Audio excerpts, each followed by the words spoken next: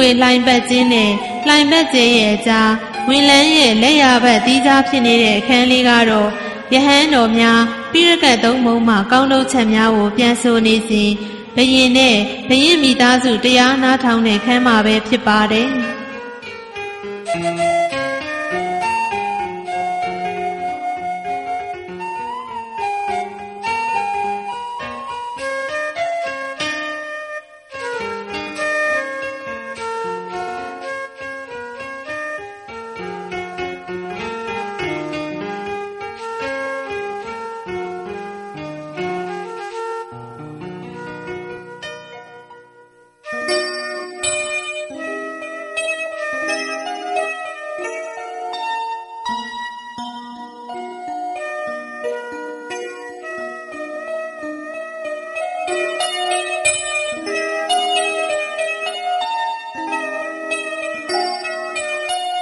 လှိုင်ပတ်လန်းထက်ဝက်အနောက်တောင်ထောင်မှာဘုရင်ဥပုသ်ဆောင်ကိုတွေ့မြင်ကြရမှာဖြစ်ပါတယ်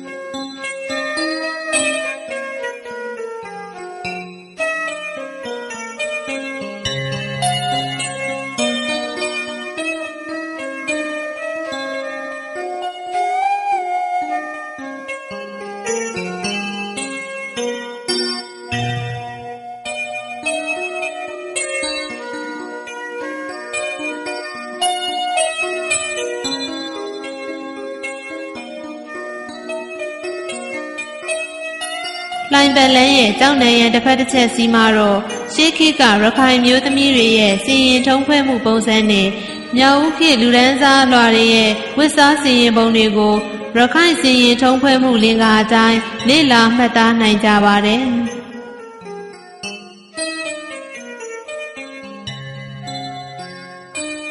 ဘောင်းတော်40စလွယ်တော်9ပါးခါးကျိုး9ရက်လက်စွပ်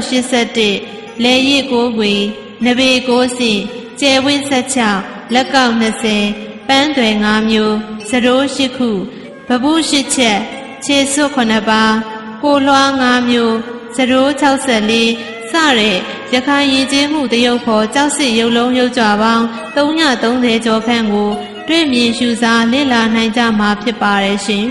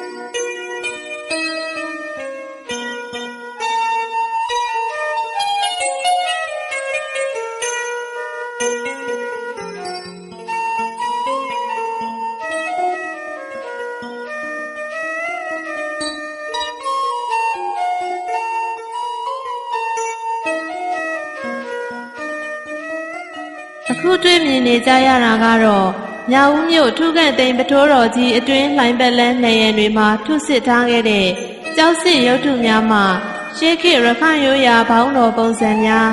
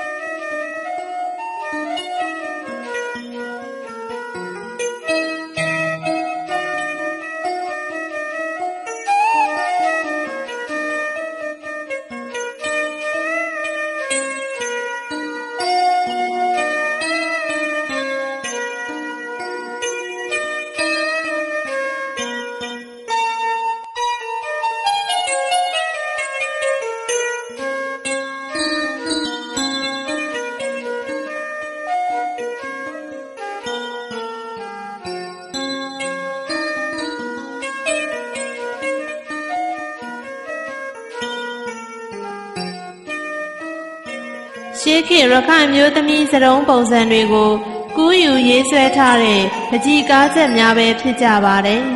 ။အခုအခါမှာဒီပန်းချီကားချက်တွေကိုကျောက်တော်မြို့နယ်မဟာမုနိရုပ်ရှင်တော်ဘုရားကြီးပြရဟန်းအတွင်းမှာတွေ့မြင်လေ့လာနိုင်ကြမှာဖြစ်ပါတယ်။